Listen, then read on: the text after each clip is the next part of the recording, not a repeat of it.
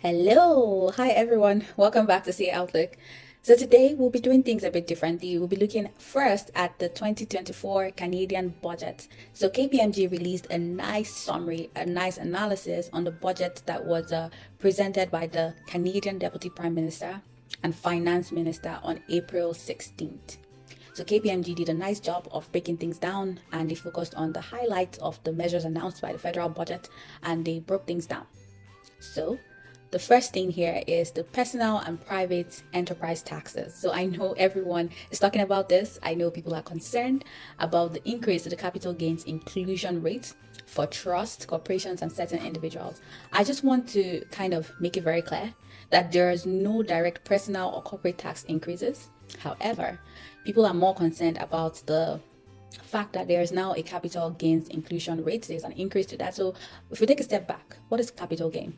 A capital gain is when you sell an asset, and you can also make a loss, but what the government is saying now is when you sell an asset and you make a gain, they've increased how much taxes you have to pay. So an asset can be a rental property, can be a stock, can be a bond, so things like that. So with that being said, there's also an increase to the lifetime capital gains exemption. There are other things here that were stated, but I know people are more concerned about the first one.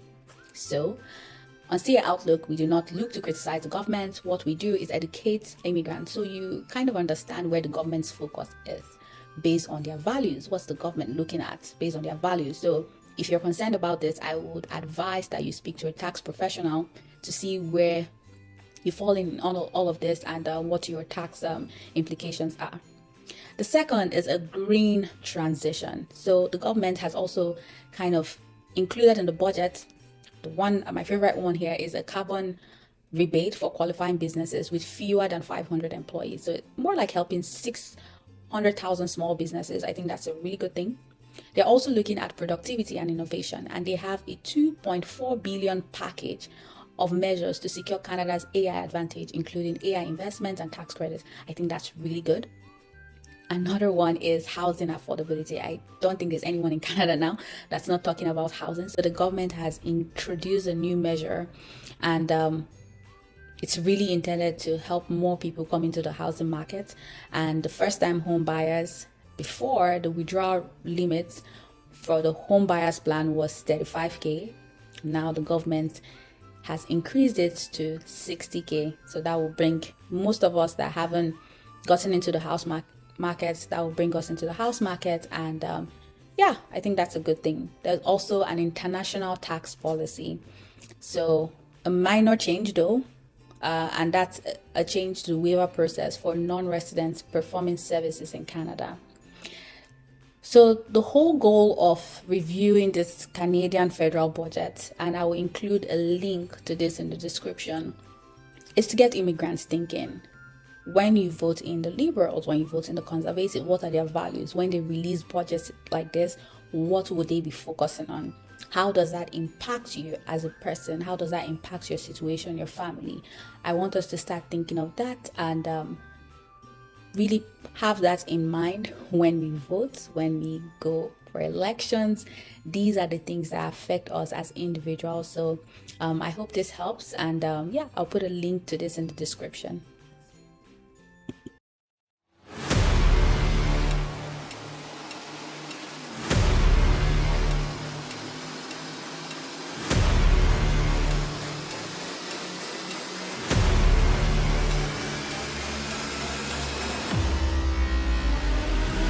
Now let's break down the key highlights of the 2024 budget. The federal government has outlined the three primary pillars, which is building more affordable homes, making life more affordable, and fostering economic growth for all Canadians. These pillars reflect the core values of the Liberal Party, emphasizing social justice, equality, and inclusivity. However, there has been lots of criticisms, like the one here and here. One significant change proposed in the budget is the adjustment of the capital gains inclusion rate. The government has tweaked the rules a bit about how much your capital gains are taxable. So currently, it's set at 50%. The budget suggests rising it to 66.67% for corporations and trusts, and for individuals realizing capital gains exceeding 250K. The change reflects the Liberal Party's commitment to fairness, ensuring that the wealth is distributed more equitably across the society. Additionally, the budget proposes an increase in the lifetime capital gains exemption, so from roughly 1 million to 1.25 million. This adjustment aims to support entrepreneurial Canadians and encourage investment in small businesses. It's a testament to the Liberal Party's belief in fostering entrepreneurship and innovation. Another notable initiative is the introduction of the Canadian Entrepreneurs Incentive, which reduces the tax rate on capital gains for eligible individuals. This measure seeks to incentivize investment and stimulate economic growth, reflecting the Liberals' vision in building a more prosperous and dynamic economy. The budget also proposes changes to the alternative minimum tax, with amendments aimed at providing relief for individuals and promoting charitable giving. These changes align with Liberals' commitment to supporting the vulnerable populations in our society and fostering a culture of philanthropy. The budget includes measures to address the Canadian housing crisis, such as increasing the withdrawal limits of the Home Buyers Plan and deferring the repayment period for participants. This initiative underscores the Liberals' dedication to ensuring affordable housing for all Canadians. Lastly, the budget also expands on the disability support deduction to include additional expenses prescribed by your physician, providing support for individuals with disabilities. This reflects Liberals' commitment to promoting inclusivity and accessibility for all Canadians.